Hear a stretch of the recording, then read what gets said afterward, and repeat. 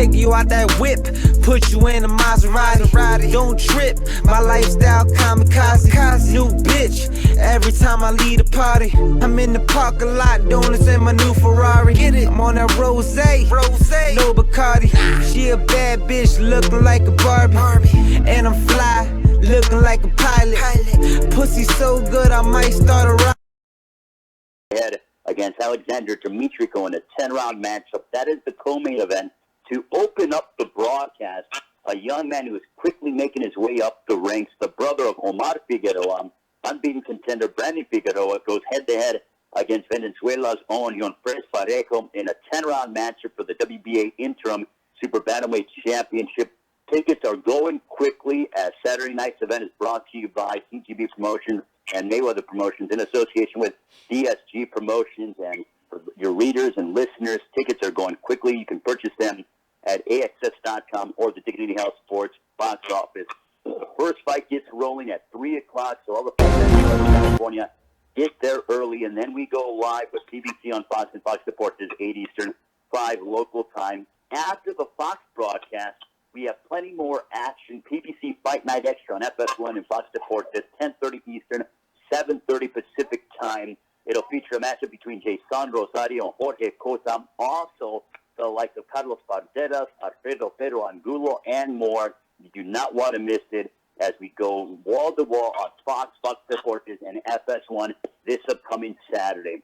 Right now, without further ado, it gives me great honor and pleasure to introduce the man who no doubt will be a part of the International Boxing Hall of Fame. He's promoted events all over the world, and he understands how to find talent, take someone from 0-0 to being a world champion and subsequently a Hall of Famer. Please welcome my dear friend, the president of TGB Promotions, Mr. Tom Brown.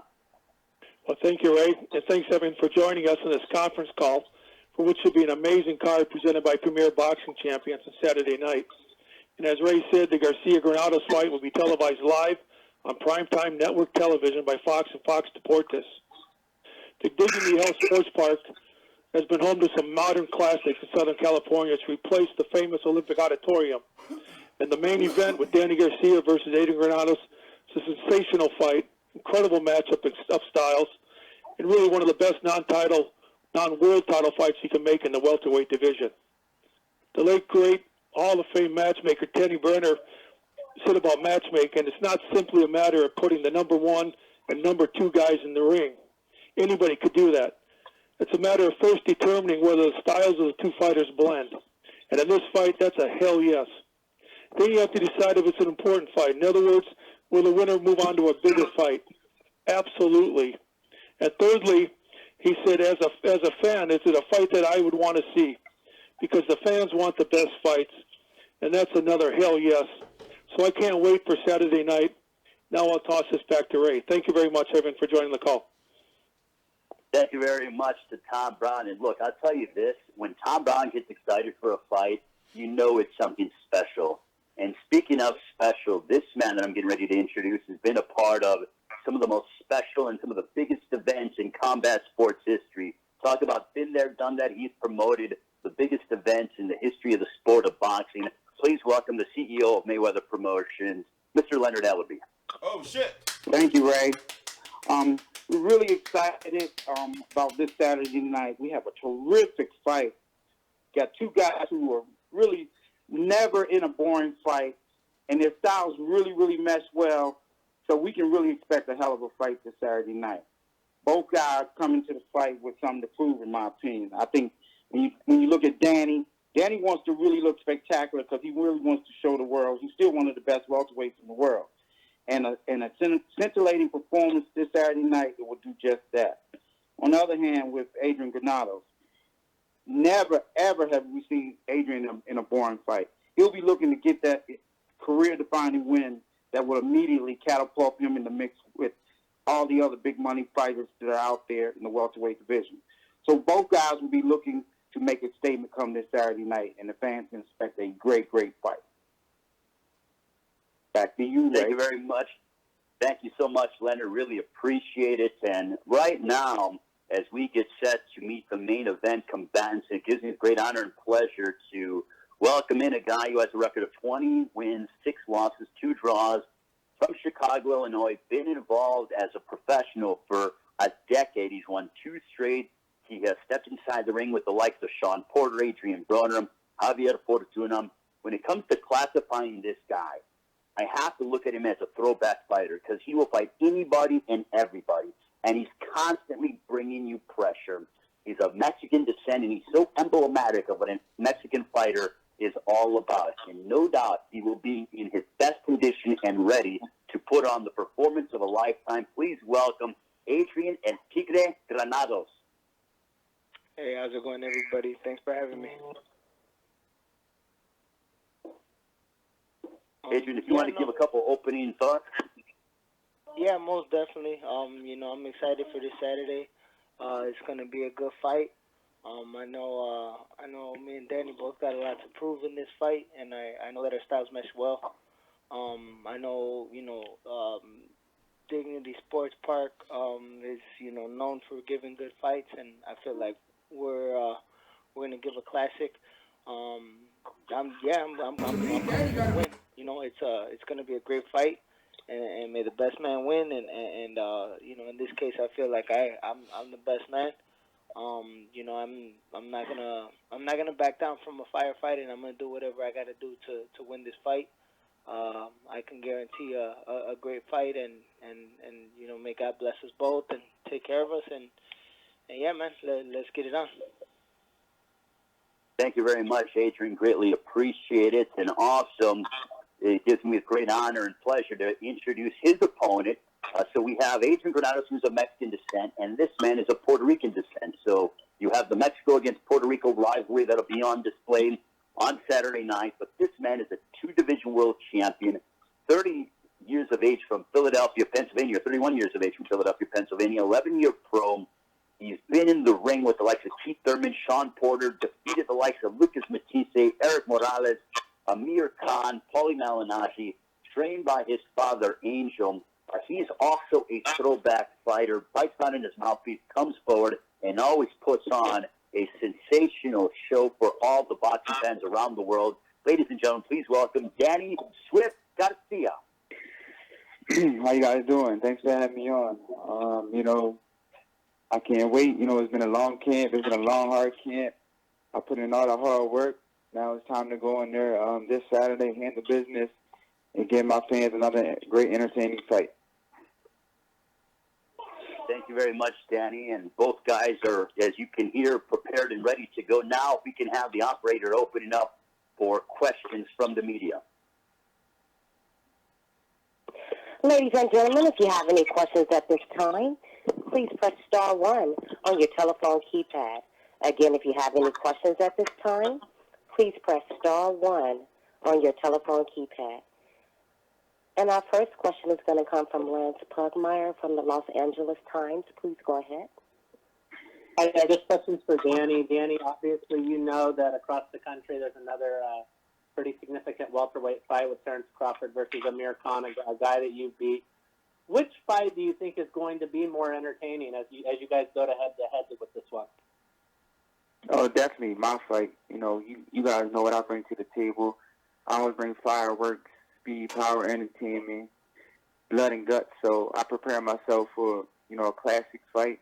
I trained hard for 10 weeks straight, and I'm ready to go in there and show the world, who's one of the best and why this fight to watch. Yeah.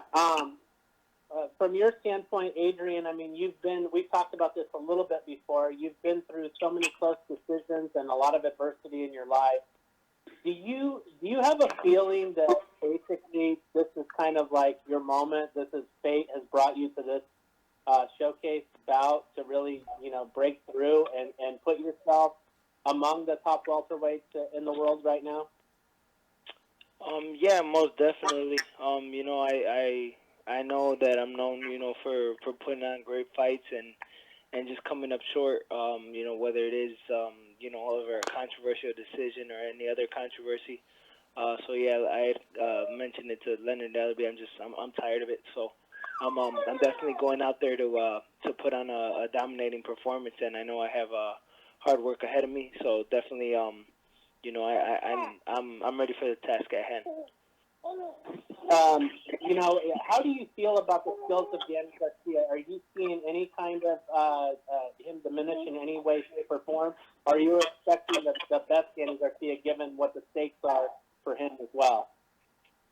No, most definitely. I'm expecting the best Danny Garcia. You know, he's made it clear. You know, he's trained very hard for this fight, that he's not overlooking me. And I mean, that's definitely what I want, and that's how it should be. You know, I always want to fight the best, and I'm never gonna back down from the best either. So I mean, it's gonna make for a great fight, and you know, I think we'll be putting on a classic this Saturday. Great, thank you guys. Our next question is going to come from Keith Idek from theboxingscene.com. Please go ahead. My first question is for Adrian. Adrian, what can you do in this fight beyond making it convincing? Because sometimes even if you make it what you feel is convincing in the fight, the judges might not necessarily see it that way. But what can you really do to make sure that you don't come up on the short end of another very close decision? Well, just plain and simple, you know, I got to take it out of the judge's hands. You know, if I get Danny hurt, then, you know, I'm definitely going to step on the gas to try to get him out. And if not, you know, I'll just have to put on a dominating performance. I know it's going to be hard. I know it's going to be a tough fight. But, you know, I've also trained very hard, and I'm ready to deliver. Adrian, Danny has one of the greatest assets he's shown in his career is his chin. You feel you can get him out of there, though? Yeah, you know, anybody could get out of there. You know, I mean, you know, I respect who he's been in there with, and you know, he has showed a great chin. You know, but you know, and anything's possible in that ring, and anybody, you know, anybody can be stopped at any time. Adrian, what did you think of his performance against Sean Porter, and how might you maybe compare how you fought against Sean Porter? He fought a tough fight. You know, it was a close fight. But I had Porter, you know, just out pressuring him, outworking him, and you know, there's some things that I guess I could take from that fight. But you know, I'm gonna win my fight, Adrian Granados style. Okay, thanks. I have a couple questions for Danny also. Danny, what do you think about Adrian saying that he would be able to get you out of there? Obviously, your team has been, you know, one of the greatest assets in your career. You know, as a fighter, he has to be confident. But in reality, you know, I faced the biggest punches in the game. I faced the fastest, strong, some of the best fighters in the game, and I've never been down in my career. And that's just to show you how hard I work in the gym. I'm always in tip-top shape. You know, I'm a high-level fighter. You know, I faced a lot of adversity in my career, and you know, I highly doubt that. You know, I got a lot of skills. I'm in great shape, so you know, if anybody's going down, this fight is definitely going to be him, not me. Danny, how much do you feel going into this fight, coming off a loss in what was a close fight against Sean Porter, but a loss? How much do you feel people are kind of doubting you at this point? You know, I don't know nothing about that. I feel really good.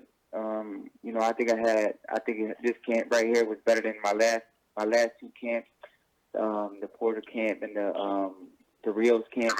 I feel like this is one of my best training camps. I'm in great physical shape for this fight, and I'm gonna come and prove that and show that Saturday night. Danny, why was this training camp better than the last couple of camps, in your opinion? You know, I was a lot more disciplined. I gave it the extra grit. You know, I worked on new things.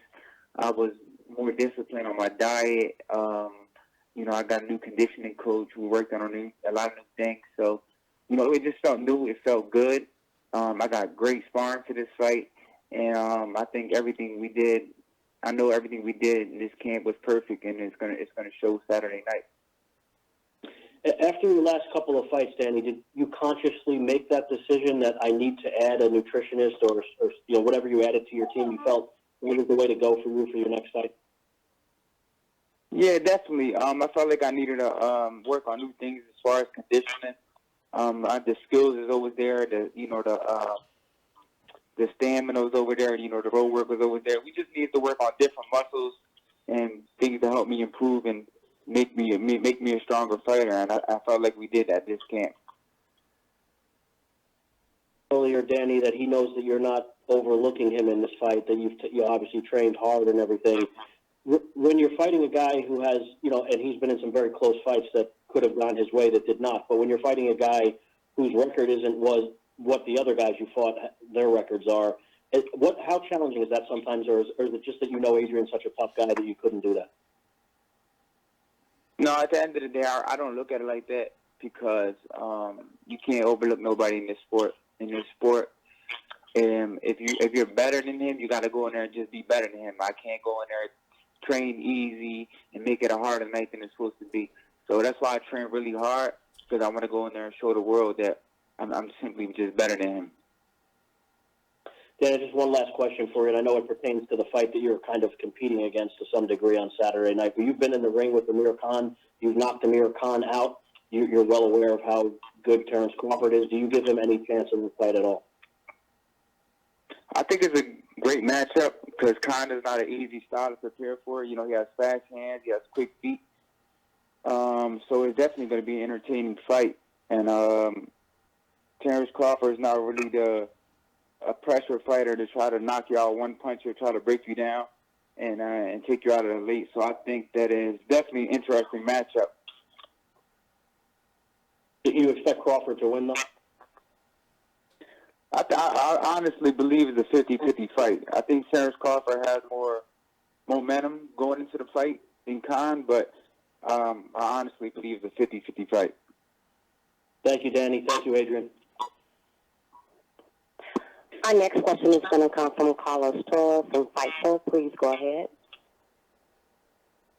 Thanks, Adrian. Thank you, Adrian and Danny, for taking time to talk to us. My first question is for Danny. Danny, you're coming out into this fight from a loss against Shawn Porter, and last year you had a great performance against Brandon Rios, coming out of a loss against Keith Thurman back in 2017. How do you compare the mindset heading into this bounce-back fight compared to the fight that you had against Brandon Rios last year?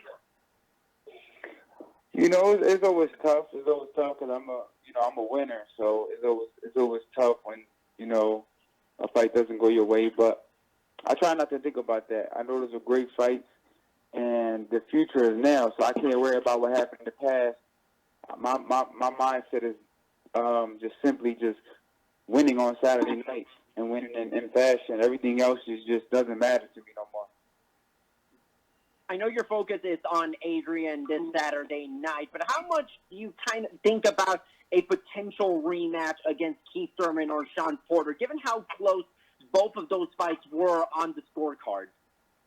Yeah, definitely. Those are definitely fights I want to avenge. I want revenge on those fights because I obviously felt like I did enough to win both of those fights. But I can't worry about that right now. I feel like those fights will always be there in the future. In the near future, so I just have to make sure I go in there Saturday night and handle business first.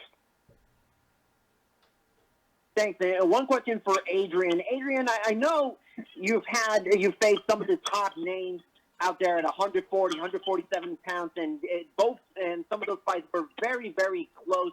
You kind of look at this fight and think to yourself that this is, maybe not your last chance, but maybe a great chance to sort of prove anybody that may be doubting you heading into this fight. Yeah, most definitely. I'm coming to win this fight. I'm tired of the controversy. I'm tired of them finding any way to not give me the win. So yeah, just definitely got to come in and really just take the fight. They're not gonna give me the fight ever, so I'm gonna go out there and have to take it. Thanks, Danny, and thanks, Adrian. Best of luck to the both of you this Saturday night.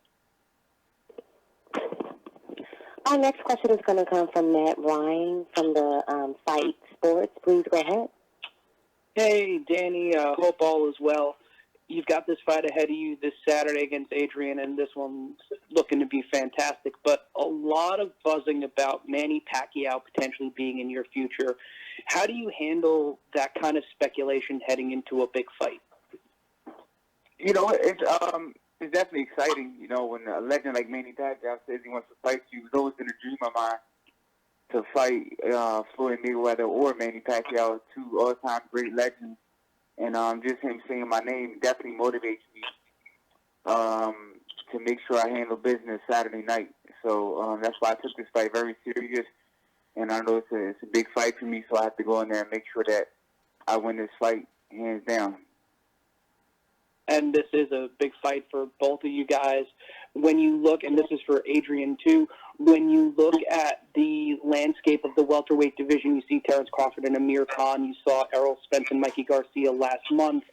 What does it feel like right now as boxing continues to get deeper and deeper? What do you think that means for your division?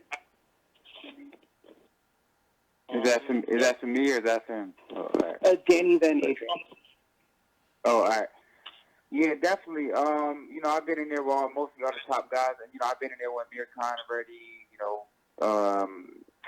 Porter, Thurman.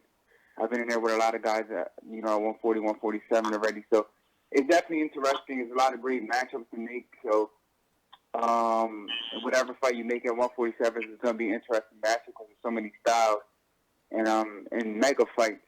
And, I've been a part of a lot of mega fights, and I love the feeling of it. That's why I got to make sure I go in there and handle business Saturday to set me up for those big fights. Adrian? This is a big fight. This is my big fight, and I know that Danny knows that this is a big fight for him too. I could definitely knock him out of all those plans. I understand that he's a bigger name than me, and they have a lot of things set up for him. But I come out on Saturday and upset him, as they would name it, an upset. That throws my name into the hat with all those fights. I myself would like a fight with Manny Pacquiao. I would fight, anybody, and boxing knows that. And that's why, this Saturday is a huge fight for me. It's a must-win opportunity for me because, winning this fight definitely changed the landscape for my career. Win or lose, most definitely I'm going to put on a hell of a show. And I know that. And but definitely, I'm not trying to leave without a victory. Thanks, guys. Our next question is going to come from John Cutney from the Reddit Boxing. Please go ahead. Okay, hi. This is a question for Adrian first. So you made a lot of fans in your close competitive fights against Broner and Sean Porter. On Saturday night, will you be satisfied to go the distance in another competitive fight, or are you determined to come away with the win at all costs? In those fights, the decision didn't go your way. Are you really fighting to get the win this time? Most definitely coming out with a win. That's what I'm focused on. That's what I got my mindset on, and that's what's going to happen. I know that it's going to be a good fight, and I know I'm going to put on the show, and I'll be there, the whole fight. But I definitely need this win, and I'm coming out for it. Thanks. This is a question for Danny. You fought on network television before. This was a little bit more of a novelty a few years ago. You've actually fought on network PBC shows a few times. Is it exciting to be back on network television again, or are you motivated to get back onto pay-per-view after this fight? No, I think this is great for boxing. I definitely think just fighting on regular TV is great for boxing. I think that's what made a lot of great fighters like Muhammad Ali, Sugar Ray Leonard, Roberto Duran, all those guys fought on regular TV. So I think this gives us a bigger platform.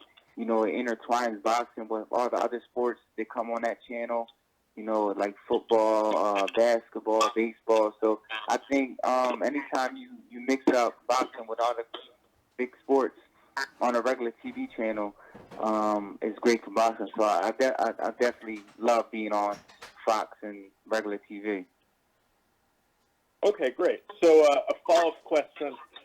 There have been a few welterweight pay-per-view fights this year. There's another one on Saturday night. It looks like there might be a few more this year.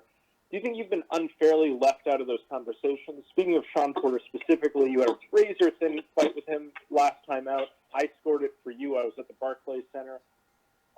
is it frustrating for you to see that he might get a fight with Errol Spence next, or do you feel like this is just kind of how boxing works, that you need to take this fight with Adrian first?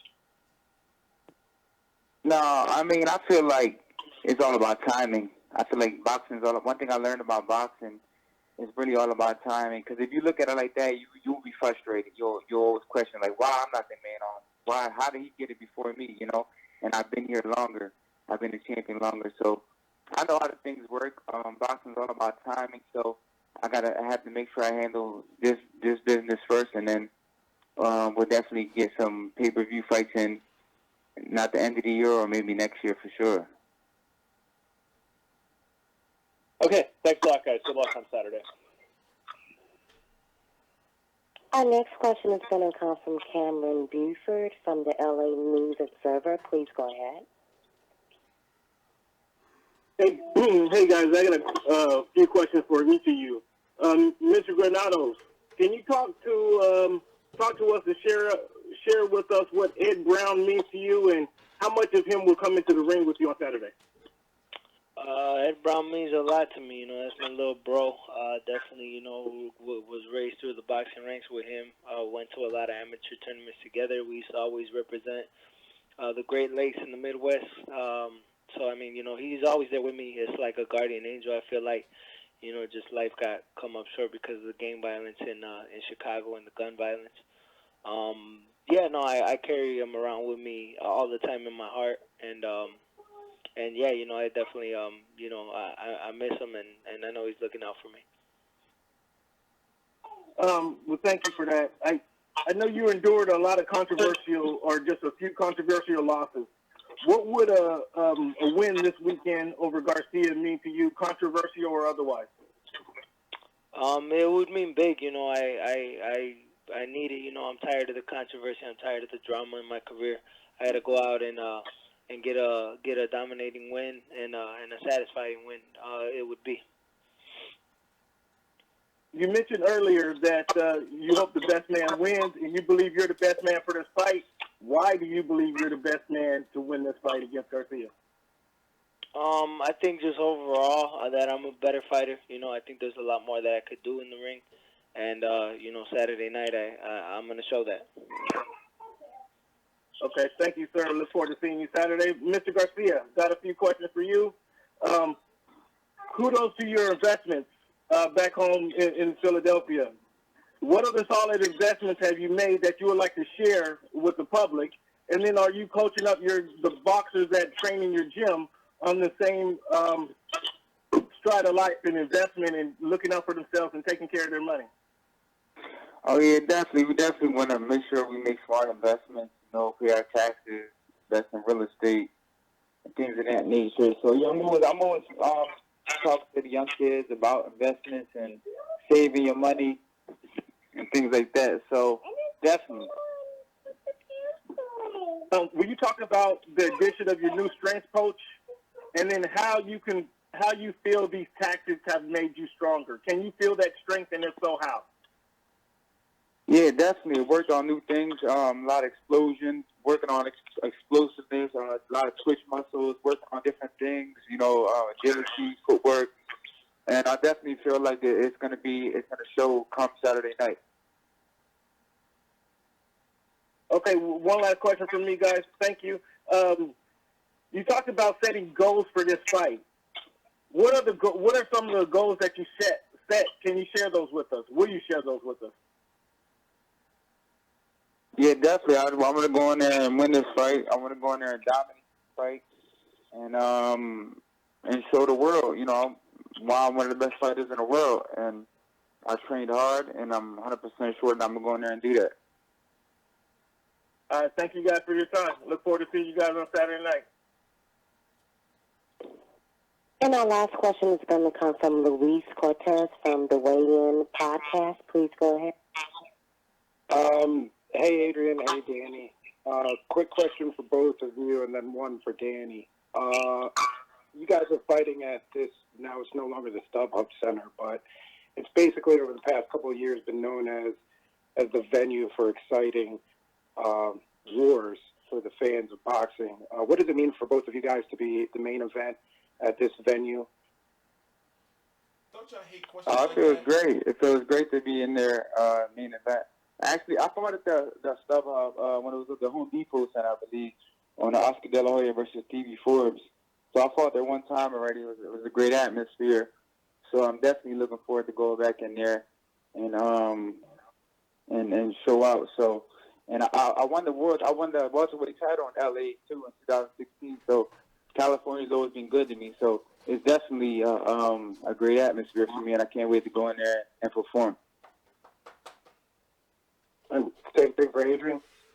I'm excited. I'm excited for the fight. I know it's gonna be a great atmosphere. I've watched plenty of good fights there.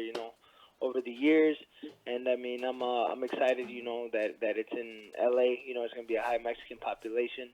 So I know they're gonna come out to support. And it's known for a great atmosphere for fights, and I feel like that's what's gonna happen this Saturday. It's going to be a great show and definitely going to be a great fight between me and Danny. Great. And then actually both of you guys can answer this question. And it leads to the follow-up. Obviously, you can't overlook what you guys have on tap for Saturday night. But both of you guys have really had your best performances when you've been active, fighting more than just twice a year.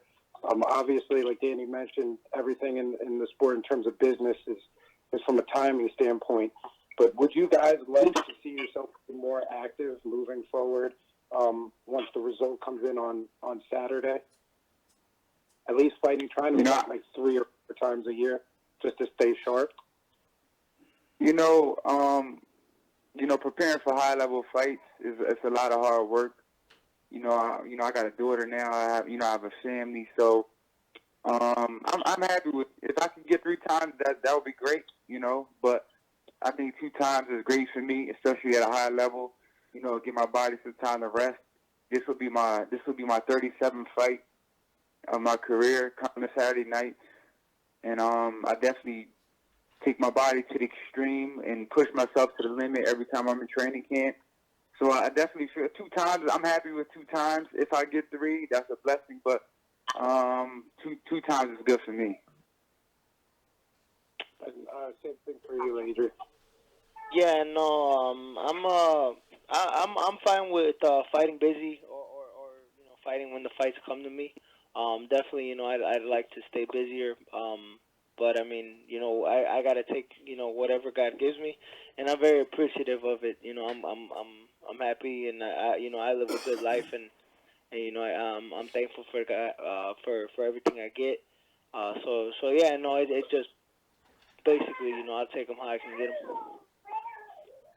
Cool. This just popped in my mind about the fact that Brandon Rios, the style matchup for you, Danny, is kind of similar to what you can expect on Saturday with Adrian.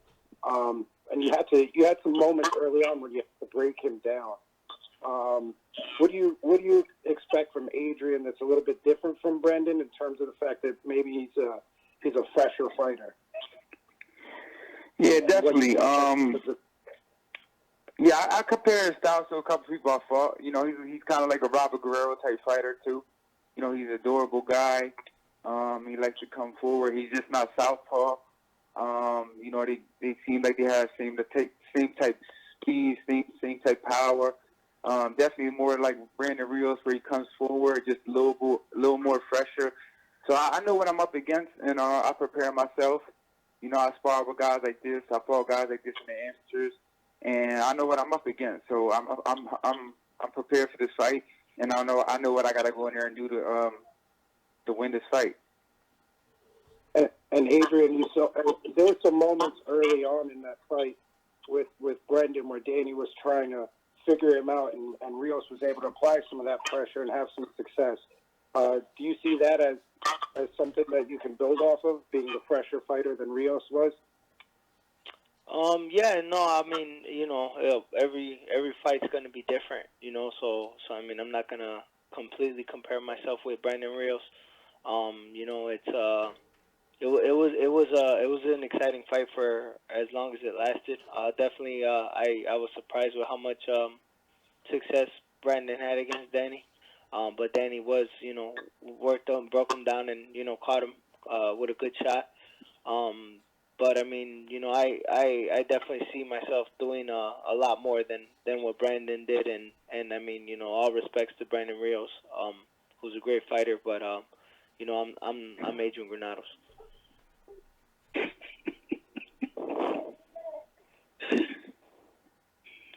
Well, that was the last question for today.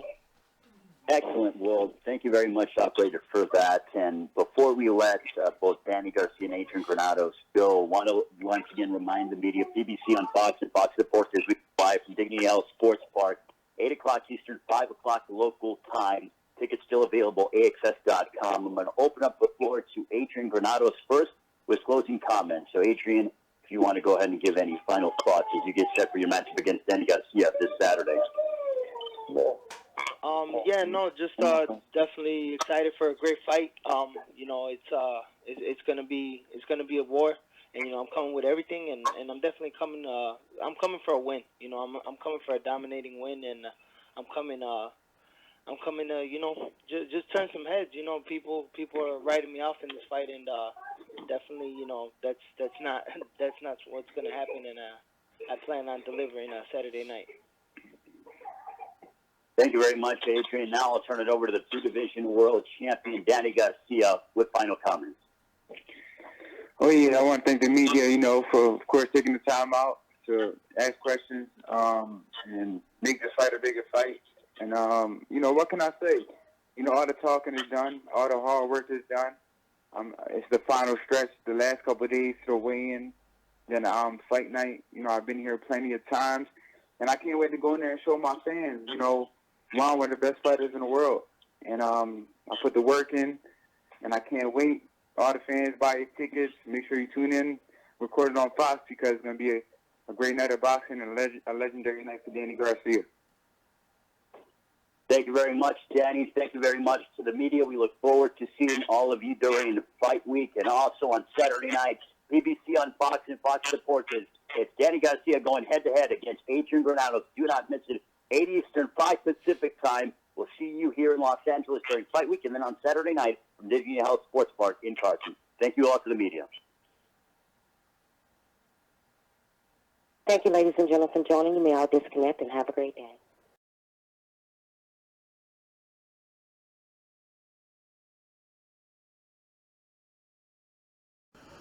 Yeah, I know. I'm going to start asking questions on the media calls. All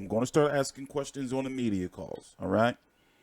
I just, you know, a lot of times we already know that, you know, the real questions that we want, they're probably going to dance around. But one question I am kind of upset that, you know, I should have asked is, doesn't the winner of Crawford versus Khan and Garcia versus Granados fight each other? Doesn't that make sense? To me, it does. Danny Garcia lost his WBC belt to Sean Porter. Keith Thurman's got that WBA. Earl Spence, well, you know.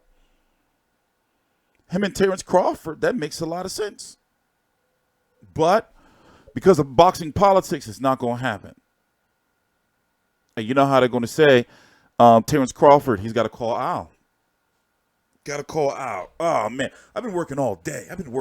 You know. Honestly, it feels good to have all this boxing. So let's talk about the fight. Adrian Granados is not a bum. I wouldn't say he's a cherry. And with his skill set, with the type of fights Danny Garcia has been in, and Granados can get an upset. Or he can win the night. He might get robbed. They might rob the shit out of Adrian Granados. He can't get it. Come on, are you confident that he can get a decision over Danny Garcia anywhere? If he throws 700 punches, yeah, man, these media calls be boring as fuck, but that's my job. You know, I do it for you, the people. But there's some people that like the media calls. I've learned that the media calls have high replay value. I don't know who's watching them or who's listening, but people be watching them. You know, people be watching them. But every now and then some crazy shit might happen. You know, Broner media calls are pretty cool. Miguel Cotto, oh my God, I'm glad he's going. Sometimes you find out some shit. Sometimes you get a cowboy reporter who goes on there, just balls to the wall and asks like, yo, did you do steroids? You know, we need more citizens like that. You know, but Granados they can rob the shit out of him. And the thing is, he used to it. That's fucked up, right? He always getting jerked off.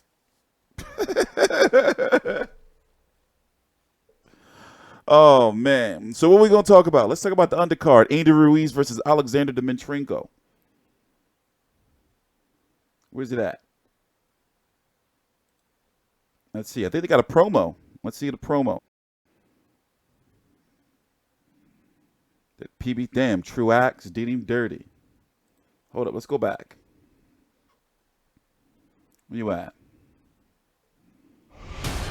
Saturday. Here, watch this. Ring rivals. Some filler content. Danny Garcia, one of boxing's welterweight elite, is on a mission to dominate his weight class. BBC on Fox. The former two-division champion is back in a grudge match against hard-hitting contender Adrian Granados. Oh, shit. Fox, live from Los Angeles, Saturday at 8, only on Fox and the Fox Sports app. And there's Costanza landing the short left hook upstairs. Fucking ears, Lady Lara. What was I looking for? Oh. Here we go. You know, look at this resume. Won or loss. My bad. If he's a chat. Won or loss. Win or loss. Let's go back and start with Kendall Holt. Nate Campbell. Oh, remember what Nate Campbell was Curtis Harper trainer that night, corner man. When Curtis Harper walked out the ring, Nate was horrified. He was like, oh, y'all probably don't know what I'm talking about. Remember when Curtis Harper walked out the ring? Who remembers Curtis Harper? Nate Campbell was his corner man. Anyway, I'm sorry. I'm tripping.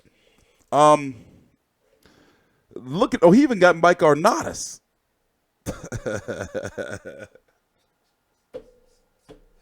You got to go back and you got to see Nate Campbell's face when he walk out. I want to show y'all, but I really don't have the time. When Curtis Harper walked down, Nate Campbell looked up like, he was horrified. Anyway. Look at Danny Garcia's resume. Now remember, this Eric Morales was the Eric Morales that had laid hands on Marcus McDonough before he got his eye fucked up. Remember that? All those years ago, and it wasn't televised. You had to find it on some stream to watch that shit. So he's got Nate Campbell, Kendall Holt at the end of their careers. Thank God he ain't knock him out. Lord knows. He got Eric Morales, that first fight really put him on the map. Then remember what happened with Amir Khan. Amir Khan's still dealing with those problems till this day. And guess what? That was almost 7 years ago. He fought Amir Khan in July of 2012. In July of 2012 was when he fought Amir Khan. Then he got Eric Morales again. Remember when Eric Morales got knocked down, he did this whole shit? You know what? Let's go watch that.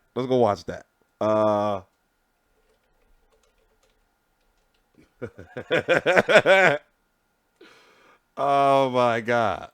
He knocked the shit out of him.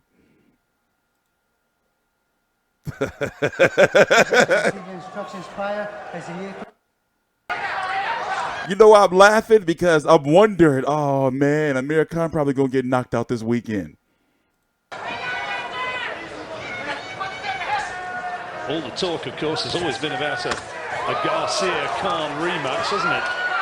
What a fight it would be if Morales were to win it.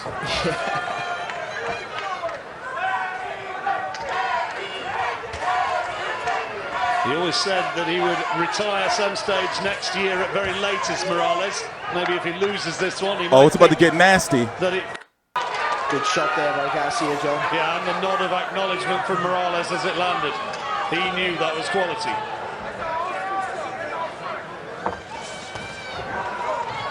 He's gonna get nasty, y'all. Further this fight goes, you'd expect it to favour the younger man, who you'd anticipate being the fresher man. Oh, great right hand! Terrific shot from Garcia, and Morales in big trouble with that one. That straight right hand on the pipe, wasn't it? Let's watch it again. Oh, dear. And just as we said, Garcia doesn't throw straight right hand, John. Might think about throwing a few more now. Oh, tremendous, wasn't it? yeah, he was old. Right down to his boots. He done well to stay up, mind, to be fair. It's so brave as Morales. Really dipped. How did he stay up from that? Luckily, just leaned out of the way of the onslaught, John. I think otherwise he would have been on his backside. Tecate be strong, man. From Garcia. Oh, terrific shot from Garcia. Left hook. Morales down. Hook. Oh, terrific. Right hand again from Garcia. Oh, terrific shot from Garcia. Left hook. Morales down and surely out. Yeah, and that was the end. And that was the end. But looking at his resume, you know, Zab Judah was still credible at that time. You got Lucas Matisse. Remember they said Lucas Matisse was going to decapitate him? Remember they was talking that shit? Then Mauricio Herrera, well, we know what happened down there. You know, that old hometown loving. That hometown sensual loving. Rod Soka, that was a highly, highly viewed fight. That was a highly viewed fight. And then Lamont Peterson. A lot of people felt that he beat Lamont Peterson, but Lamont Peterson was scared to engage. He was dancing around. Magic Man Paulie Malignaggi, we saw what happened there. Robert Guerrero was a very, very good fight, but well, after that, Robert Guerrero was never the same. Robert Guerrero was never the same before that. Aaron Martinez got his soul. Samuel Vargas, I was here in Philly, damn near dead. I was at that fight. Keith Thurman, Brendan Rios, well, we all know what happened with that shit. I wasn't even like alive when this happened. Sean Porter. And now Adrian Granados. Like, this resume is crazy. When you look at him, I mean, yeah, he has a system where he'll take a tough, look at the system. He'll take what's considered a tough fight, easy fight, tough fight, easy fight, tough fight, easy fight. Or tough fight, as they say, cherry pick, but they don't. They be credible opponents. Rod Soka, though, that was some shit right there, though. That was some shit. I know the real story behind it, I think. I got kicked out of the Danny Garcia gym. Once. The first time I ever went to Danny Garcia gym, that's when they had the car wash. They kicked me out. Told us not to come back. This was when I was with the other channel, Into the Arena. But this was years ago. Dad's like, hey, this is the guy that's been talking shit on Danny on the videos. they was like I was talking shit. Yeah, they said I was talking shit about Danny. Because when I was like, I don't care because I'm from motherfucking Philly, that I'm going to say Danny Garcia had beat Mauricio Herrera. So we had went to Danny Garcia gym to try to get an exclusive interview. Like the first time I ever tried to get an exclusive interview. So they was like, yo, the car wash dudes, they got up and was like, yo, this the motherfucker do the videos and be talking that shit on Danny. I think they was going to get me. But anyway, you know, look at this resume. This resume is great. You know, I've had some controversial issues with some boxers. I should make like a video of all the times like I've had like some crazy interactions with boxers. From it was this one time Vladimir Klitschko gave me this death stare. I was at the Vladimir Klitschko Brian Jennings press conference in Madison Square Garden, Chase Square is what it used to be called. And I had like a selfie stick, right? I was so green. I was so green as a media reporter. It was like it was the second or third event I ever been to. I'm talking about media event ever. So I got this selfie stick with a Galaxy S4, right? And I'm trying to get over the crowd, and I'm trying to like maneuver the selfie stick with the phone into like Klitschko's face, and then he did one of these Jones, like he had all these muscles in his face, man. But yeah, fun times, man. Fun times. He gave me like this death stare. I pulled that joint right back. Yeah, the Charlos. No, it's only Jamal. It's only Jamal because he think that I'm Team Charles Hatley. He think it started. I'm late. I'm in New York. I'm late. I'm in New York, and it's a press conference for Porter versus Berto, and it was Jermell Charlo versus Charles Hatley on the undercard. So I'm late. Now, normally you want to be there early because you want to have all your shit set up. So what I didn't notice is that I'm on that side where Team Hatley is with all my shit set up, and me, I'm instigating. So I'm over there like, oh, shit. Oh, when Charles Hatley was talking this shit on the mic. And I go to try to interview Jamal Charlo. He see me coming, and he just stopped interviewing. Well, he stopped the interview, whatever dude he was doing an interview with. And he see me coming. He like, no more interviews. Son of a bitch. But anyway, whatever. Tomatoes. So don't be surprised if Danny Garcia versus Adrian Granados goes the distance. Because if Adrian Granados don't get knocked out, then he's probably going to throw like 700, 800 punches, right? You know? I wasn't trolling the Charlos, man. I told y'all the real story. I was sitting there. I was the front row, and I was scrolling through my phone on Twitter, and everybody was like, Charlo lost the Korobov. Charlo lost the Korobov. You know how you Twitter motherfuckers be?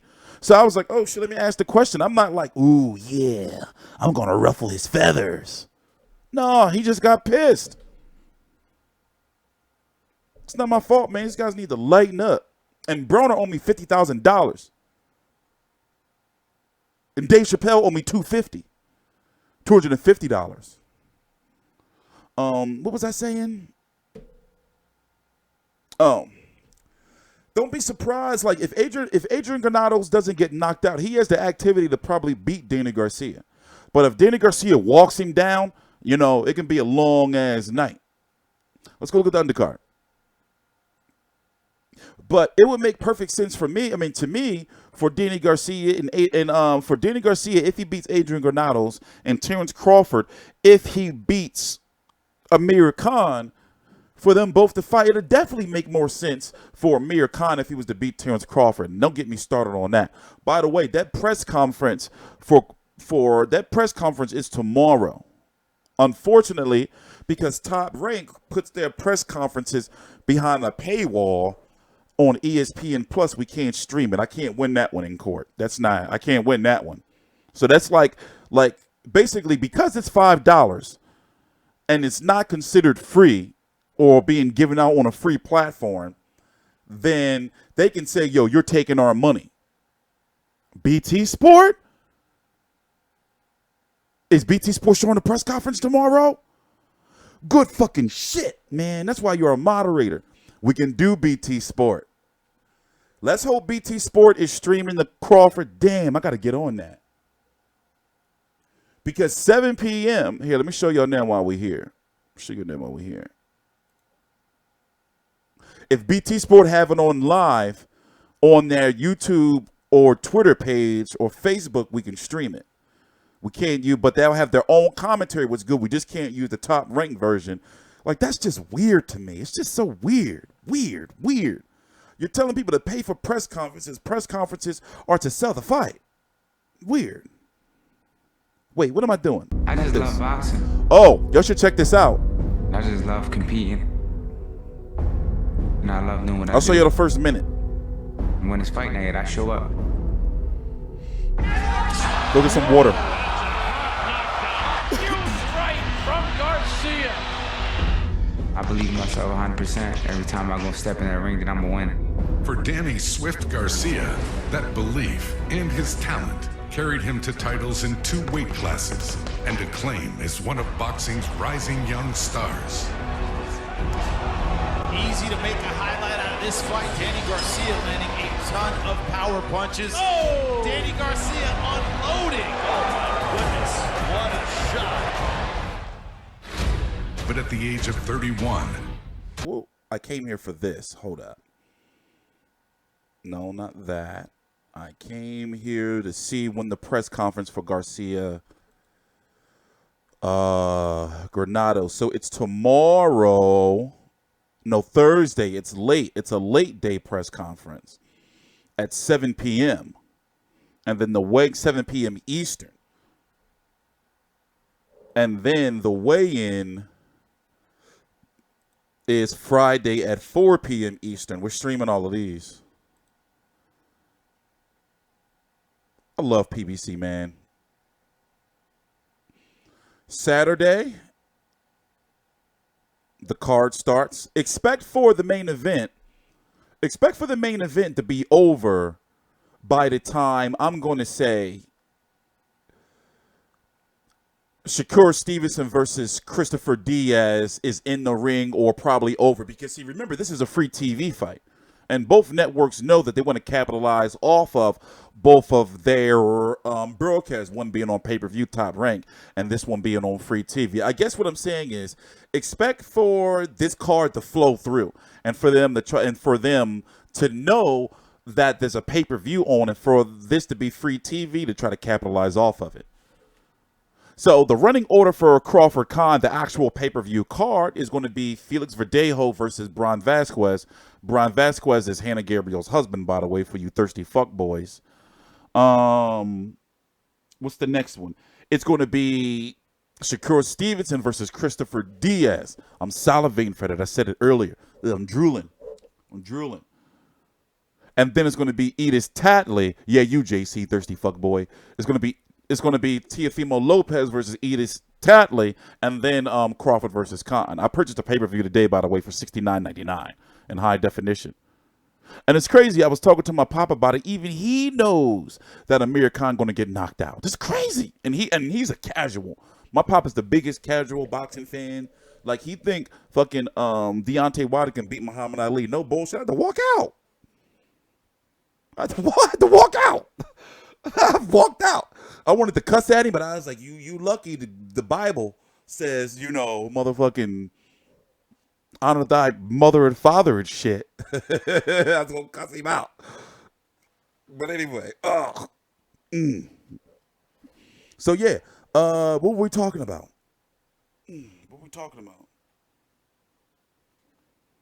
Danny Garcia and who he's going to fight.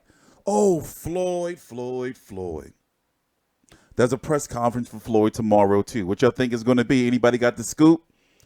So this is what I'm doing. After this stream, since I've been very, very busy, and also I got some more Clarissa Shields and Christina Hammer content to get out.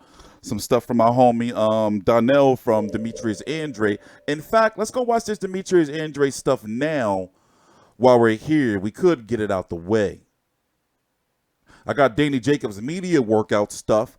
Some stuff from Eddie Hearn. Like, I'm drowning in content. Let me show you how to Dropbox. I'm drowning in content. I'm drowning in it.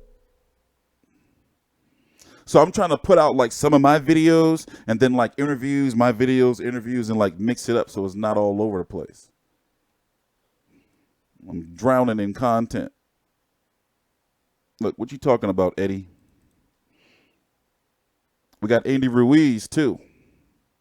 I got to get that out. That's next, actually.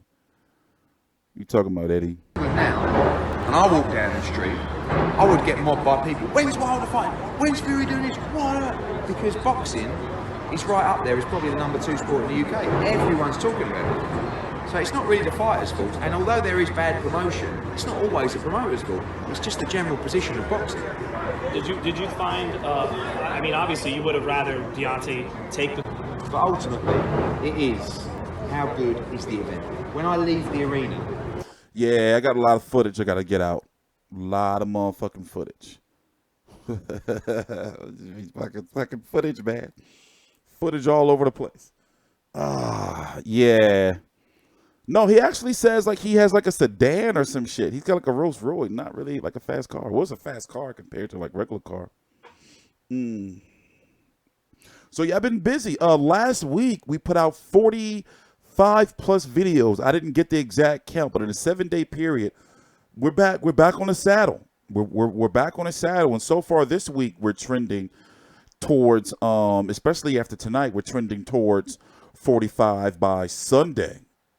So tomorrow there's 2 streams, whatever Mayweather's doing, and then it's the Crawford Khan press conference, right? That's going to be on BT, right? We can stream that, right? Oh, and then I think tomorrow is also the David Allen Lucas Brown press conference early in the morning. God damn. Well, y'all can't say I'm not doing streams. I'm doing a lot of motherfucking streams now. Shit. I want some of that super chat. Give me some of that super chat. Give me some of that stuff. Oh, also the podcast is coming. Like probably the middle of May. Like I'm just going to go. Whew. So I go to court next week on the 25th. And I'm going to tell the judge, like, listen, like, she's stalking me. And she's harassing the shit out of me. And I can't start my podcast, Your Honor. Because she keeps holding my baby hostage and making up false charges and shit. I swear to you, I'm going to do what my lawyer tells me to do. But that's the goal. It's like, yo, listen, like, I don't have time for this shit. I got to be traveling. I'm supposed to go out to New York this week. You know, I got a lot of traveling to do. I got emails, you know, shit. Finally catching live. What's up? Too tough. There's a lot of shit going on, man. We got a lot of streams this week. I was just explaining the stream schedule. So I'll go through it again tomorrow. Likely tomorrow morning, I'm going to be doing a stream on UK boxing. David Allen, Lucas Brown card. Then Mayweather has a stream tomorrow for whatever that is. And then we got to do Terrence Crawford, Amir Khan stream press conference. So that's 3 streams tomorrow. Crazy, right? We already did 2 streams today. Of course you want me back, but god damn it, you can't fucking have me back. Shit, you can't try to throw me in fucking prison for 14 years and keep my baby. Shit, you know, what it is she see all this stuff and she see me with these boxes and everything. Like, she literally think I'm some type of fucking celebrity. That's what pisses me off. It's like, yo, what the fuck, man? Go get a man. But anyway, I swear I just want her to go get a man and just be happy and just let me see my child. That's it. But anyway, moving on. Yeah, of course the judge is going to favor me. I ain't do nothing. I'm trying to work. Shit. Fuck no, so she can cut my throat? Or try to poison me with antifreeze? I saw that shit on TV yesterday. Did you know antifreeze is tasteless? No, actually, they got taste in antifreeze now because too many dumb women were killing men with antifreeze. And they made the antifreeze company put some type of bitter shit in there because, motherfucker, people are crazy. You know? People are crazy, man. No, well, actually, she's made me the person I am today. I swear to you that Fight View 360 probably wouldn't be here if it wasn't for what she's done to me. Like, you know, like, you know how they say, like, what doesn't kill you makes you stronger? It really has made me, like, stronger and such a smarter, like, I'm such a mentally strong person. Like, everything that I've been through, especially that whole coma ordeal last year, I don't have no fear of anything. Like, I only have fear of jail, but I don't have that fear of death or that feel of failure like I used to. It's just like, well, just be cool. You know? I just be doing my little boxing shit, staying out the way. You know? Happy as I've ever been. Like, I don't be stressing like that. Nah, you're not beating the Sixers, bro. Unless it's like, that was some old fluke shit. Like, JJ Redick had like 7 fucking, we brought Tobias Harris, he had like 4, or vice versa. Like, that was some old fluke shit. That shit ain't happening no more, Captain. But see, that's usually what happens when you have a starting 5 like that all command a lot of money. You know, and they, you know, no bench help. There's nobody to come off the bench to give no fire. How long have we been live? Oh, yeah, and also we're going to be doing, I know I keep saying it, we are doing a lot more T Street Uncut content, but see, understand this. Look how much boxing shit been going on. If you notice, I ain't been putting out no bullshit videos. Like, these are all like mainstream shit that's been going on, you know?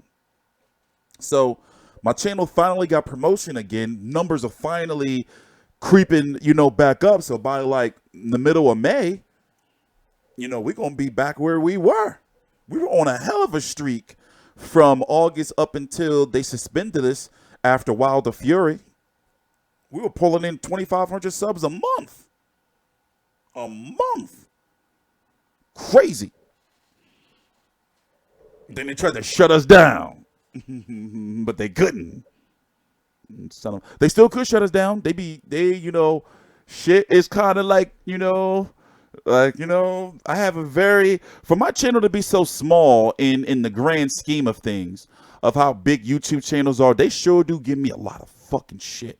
Like manually watching my videos and shit. I know you're watching me. You know, crazy. You know, one time, my channel was actually subpoenaed and used in my court, in my legal trial. Like, so, you know how hard that's crazy. Crazy shit. Crazy shit. But at the end of the day, my job is just to cover boxing, right? I'm not here to try to leech off the sport. You know? I'm not trying to leech off. They just be, you know, just mad. You know? I just want to cover the sport. I just want to cover the damn sport. Oh, yeah. Well, see, I already knew. It took me years to be able to do all this stuff, to get the permission to do all this shit, and not the permission just to show them and get the technology to do it. I am the only YouTube channel to give you a commentary live or post-fight highlights. That right there is worth more than money. I'm the only channel to do it. You know, I'm way ahead of the curve, and wait till you see how far I go ahead in the future. Wait till I start getting these guests on the channel, and then, you know, what's going to happen then? Also, I've silently been taking care of a lot of business behind the scenes to make sure me and my team have no issues getting credentials ever again. Those days are over. Remember, I've been healthy. I have no excuses. I have been healthy. Health, you know, and that legal shit was bothering me before and holding me back for years. That shit is dead and gone. So that's why, you know, I was trying my best to, like, you know, like, be the nice guy, you know, pay child support, follow these little court rules and everything, try to spare my baby mom from jail. But now what she's done, as much money she calls me and my family and my child, they got to lock her ass up. Hell with that. Like, if it was me doing that, they would have threw me under the jail. She is, you know, yeah, my health has been great. Don't buy laptops from the street. They're purposely putting kiddie porn on them. Oh, yeah. I've heard some shit like that. Well, for one, I don't fuck around with no shit like that, man. Like buying shit from people or like hanging around people I don't know. You never know, you know, who's got a fucking weirdo past and all that shit. No. I stay away from people. You know, I got too much shit going on in my life to be letting new people in. Yeah, my child support is outrageous. Well, now my child support late because of her. So, well, not my child support. Her money's late because of her. It's weird how, like, they, you know, that's a whole different situation. How, like, they force you to pay child support, but they don't force the mother to let you see your child. It's weird. But yeah, I'm cool. Get to the Atlas. Yeah, we got some the guests that I have lined up are people in the business, like the IBF president. I'm not just going to be interviewing people, just asking them, you know, y'all should know me enough by now, like, to know that I'm not going to be like, yeah. So what does it feel like to be fighting in, you know, motherfucking the arena that has 1,000 more people than the last fucking bullshit question? I'm not answering that shit, man. I'm not asking that shit. I want to know how pay-per-views are made. Like, how much does it cost Showtime to produce a pay-per-view? You know, shit like that. You know, what kind of money, like, where does the money in the budget go to? You know, shit like that. Like, how come you can give fucking 3 episodes of All Access for Wilder versus Fury, but since it's on free TV, we're only getting 1 episode. I mean, regular Showtime, you know? Everything's going well for me. Yes, this is the best. Like when I look around and I wake up every day, you know, like I have like a zero tolerance for stuff, especially when I know how to handle business.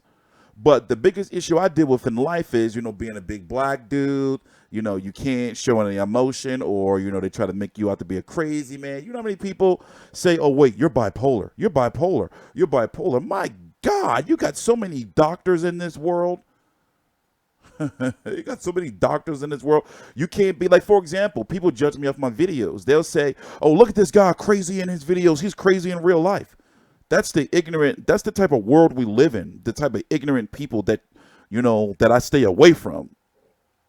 You know, that shit is crazy to me. I stay away from those people. The people that try to, like, you know, like their life is shit, but then they try to find stuff wrong with your life to make. I'm cool where I'm at.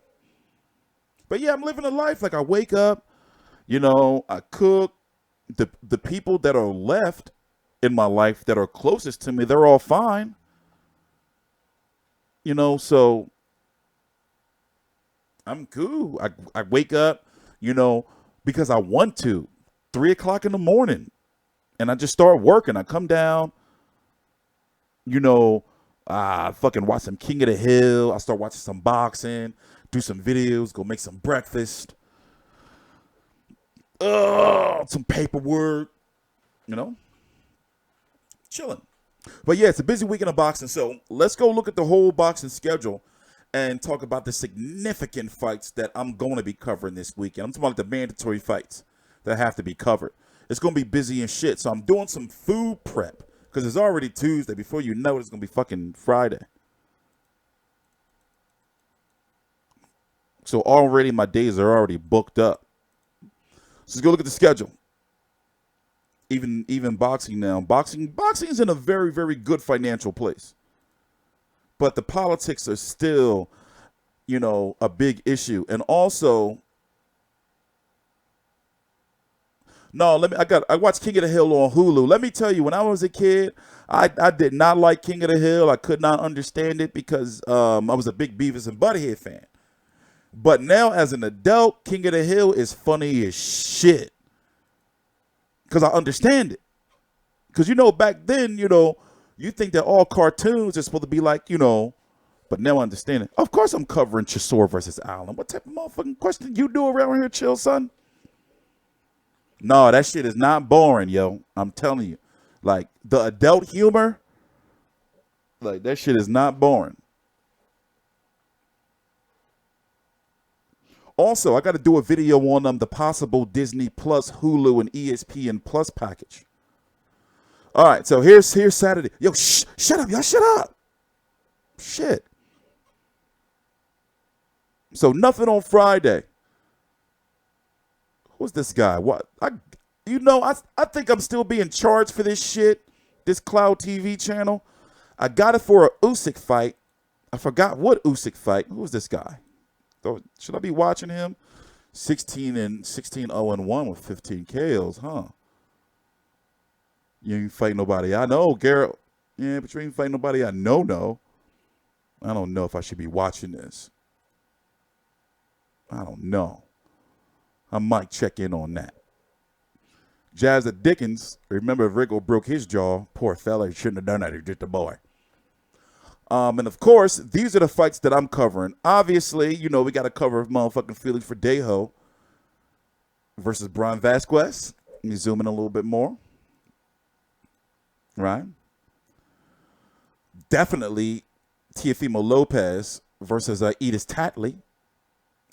And I'm guessing this is the lead undercard. I don't like saying co-feature or saying co-main, you know. But this fight is the most significant fight, in my opinion, on the card, unless Amir Khan doesn't get knocked out. So, of course, these are 4 right here. I'm going to be working my ass off while trying to avoid Top Rank taking my videos down. Guillermo!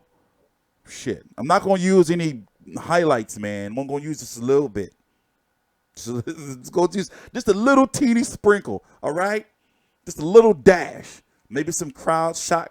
I know you're going to be watching. Top Rank Guillermo.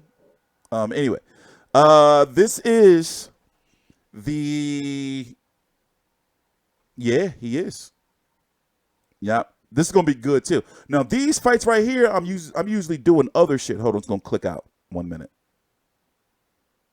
I'm usually doing other shit, but I'm not gonna be doing other shit because this card's gonna be on. You see what I'm saying? So these 3 fights are gonna likely be the PBC on Fox Free. Hold on, let me fix the chat. Fox Free card, right? Brandon Figueroa versus Yonfrez Parejo for the goddamn WBA. Fucking look, they made a belt. Look, they just be making belts right in front of our eyes. Why do they need a WBA junior featherweight interim belt? Why? Why WBA? Gilberto Mendez. That's his name, right? I forgot his name. His name is Gilberto.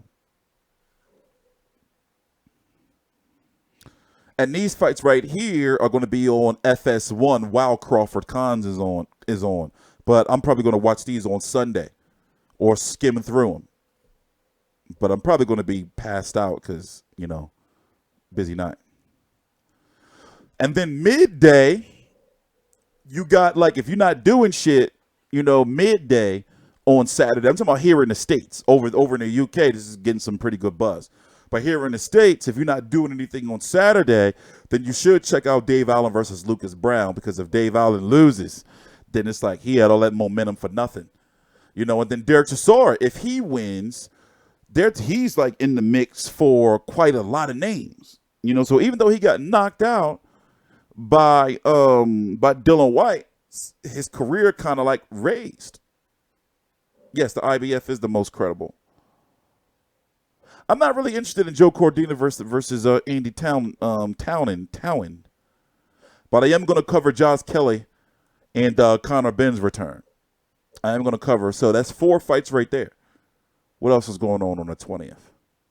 That's it. So basically, on the 20th, I'm going to cover 1, 2, 3, 4,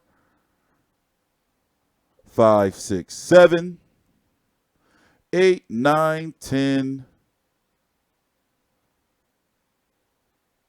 11 post-fight videos. Probably will be 9. So which 2 can I afford to cover the next day? Will likely be. See, I'm probably going to cover these because they're middays, and all the other ones are mandatory. Brandon Figueroa. I don't know. This might have to. I don't know.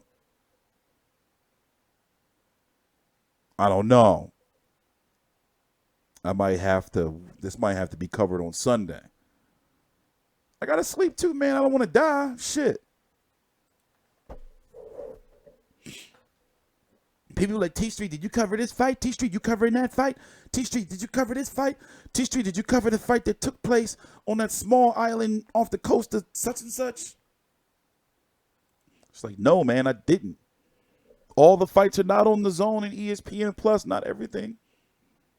It's a lot of stuff. How long we been live? Yeah, let's go check out Danny Garcia tickets. Oh, man. Oh, ew.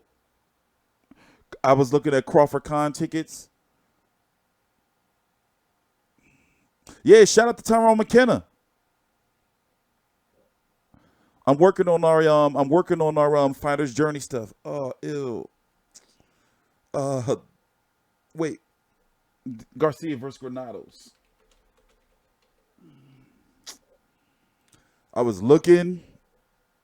What is going on with ticket sales lately? Why are people not going to fights?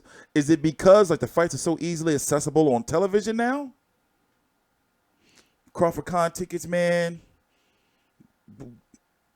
I was just looking through. I was watching PBC. I was not PBC. I was watching Countdown Crawford Khan on the top rank page, and why are people not going to fights no more? What's going on?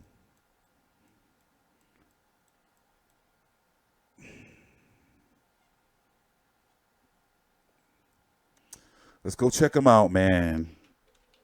Let's go check them out, man.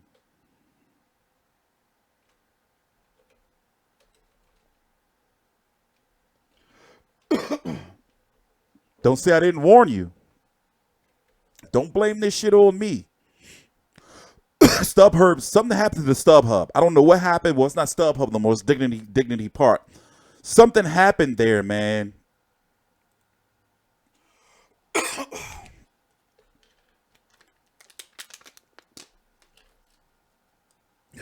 This is bad.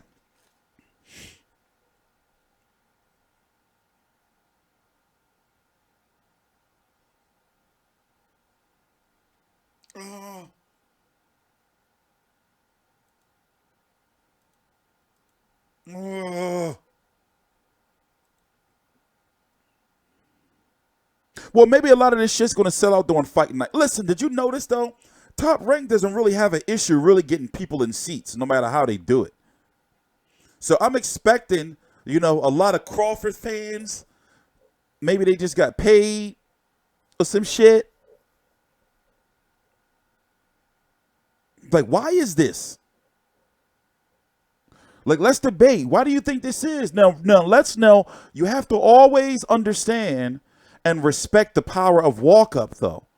The power of walk-up, BT has been promoting the shit out of this fight.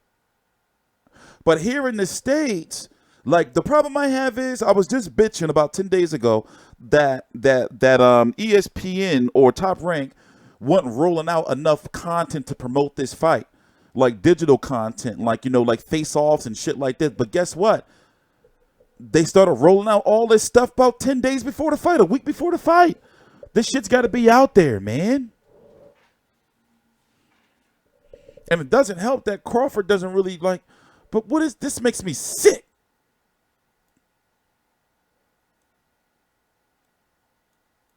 I don't like this not one bit.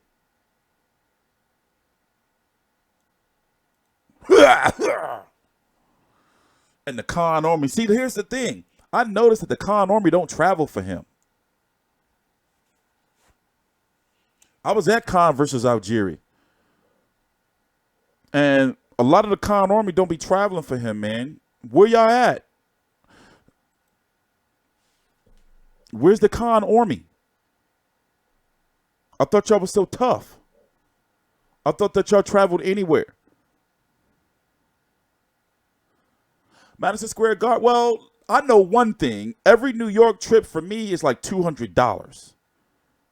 Like, no, it depends. It depends. Like, New York is expensive and shit because whenever I'm out there, I'm either here, Madison Square Garden, or like in Manhattan at some press conference they got in some place where it's $60 parking. You know, or, you know, the Barclays Center where it's just no parking in, you know, what the fuck?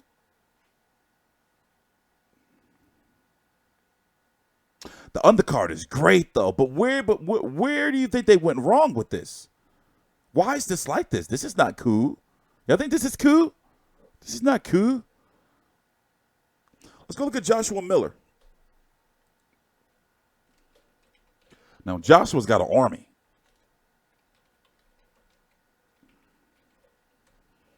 They're going to ride his cock all the way over here. Ride that cock right over here. All right, let's go look in.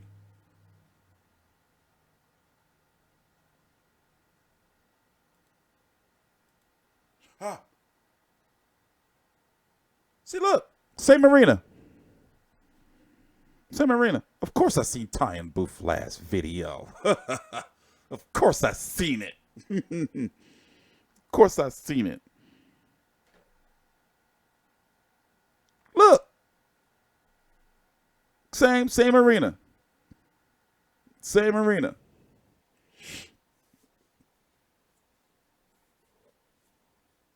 Same arena.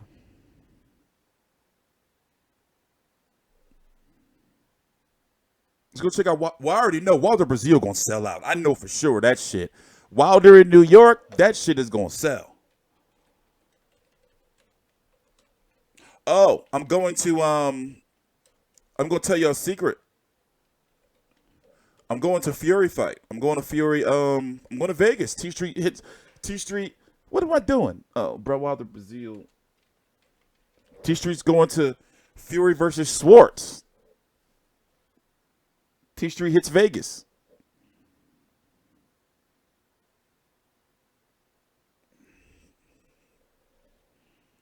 Yeah, this shit's I already know this shit's gonna sell out. Trust me. I guarantee you these shit's gonna be gone. And this is really good in comparing.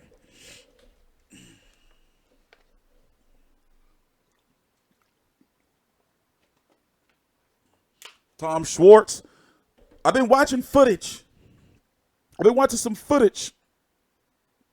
Yeah, I'm going to Fury fight. I want to go to weird ass fights like that. I don't want to go to no big famous fights. I want to go to the fights that people not really going to go to, even though a lot of people are going to go to that. I'm going like I'll go to like a fucking Quillen versus a Truax. Quillen versus Truax 2. Sign me up. You mean Hart Alvarez? No, Hart and Alvarez, they're fighting in Canada. They're supposed to be fighting in Montreal. Oh, that's the last I heard.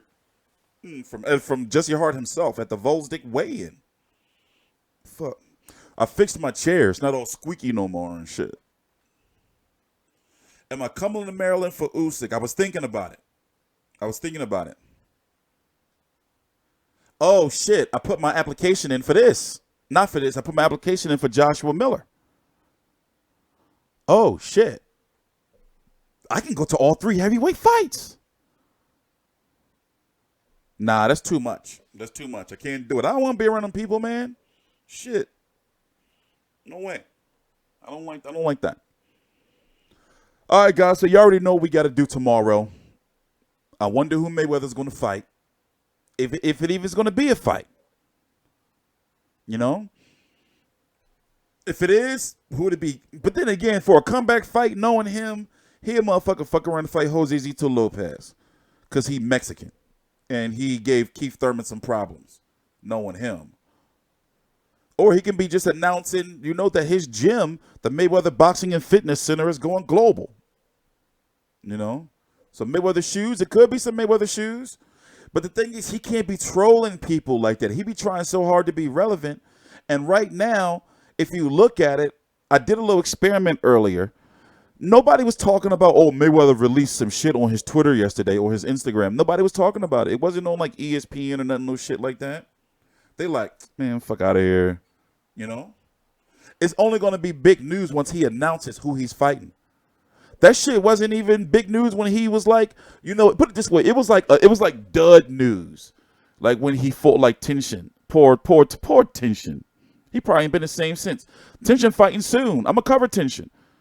See, if Tenshin would have been able to do his kung fu, Floyd would have been done if he was able to do his motherfucking karate. I wanted him to kick Floyd so bad, just out of reflex. But then he would have lost everything. His house, his home, his MMA license. He going to fight for Tuna? I wouldn't be surprised. I wouldn't be surprised knowing Floyd. But he's claiming he's probably going to make $100+ million, or he can make $100+ million. Who can guarantee that? Now, Floyd, depending on his first fight back, if he fights somebody like a Keith Thurman, that can guarantee him probably a $30 million payday right there. But then the second fight would have to be a big one if it's just a 2-fight deal. Who can guarantee that? It would have to be Pacquiao, right? Or if he comes back and fights the boogeyman Errol Spence, and that ain't happening. He ain't fighting Errol Spence. Get it out of your head. Don't even think about it. That's why I'm not going to mention him.